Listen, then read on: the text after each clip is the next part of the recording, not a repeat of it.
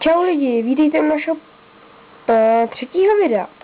Takže jsme tu znova u Šejka a je to další postava.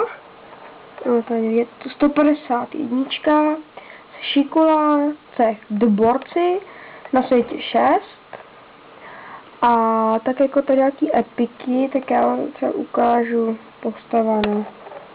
Ale není jenom tvůj, jo? Navíc mě tak hlavně nemáš. Nic extra. No, si zase stěžuje. Tak, tady hospoda. Ukaž jim záchod. Takže samozřejmě, že záchody jsme 151, takže už máme. Aura 10. Tak, no, záchod, špinavý, no. Tak, potom podzemí. Tady podzemí. A máme věž, to jsem vyhrál já, kdybyste vás to zajímalo. Tak, ve věži tam je ještě furt první. Tam, 200, tady to je 250, tady jsou samý stovky, ale vidíte, že bez vybavení. Tak, no, tak patřila. Tak půjdeme do hospody ještě. Nějaký úkol. Tenhle. Tak. Pak co vám ten cech vám třeba ukážu, už tam jsou nějaké houbičky. Já mám tady 2 účty, ještě sedlák, takový jiný, no. 138. Jsem daroval 25 houbiček do tohohle cechu. Tak tady taky 25. No. Co? Davide?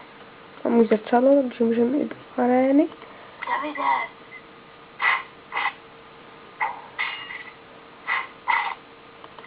No, nechal jsem.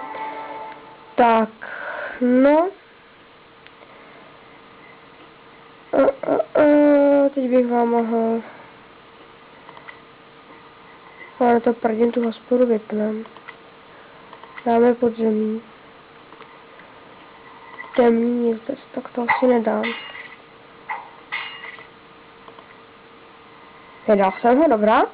Takže teďkon bych asi udělal, co bych asi udělal, no, tak dáme tu hospodu a já už bych se s vámi asi v ten díle rozloučil, ale hned se tohle dotočím, jdu točit další a to už nebude tato hra, ale jiná, takže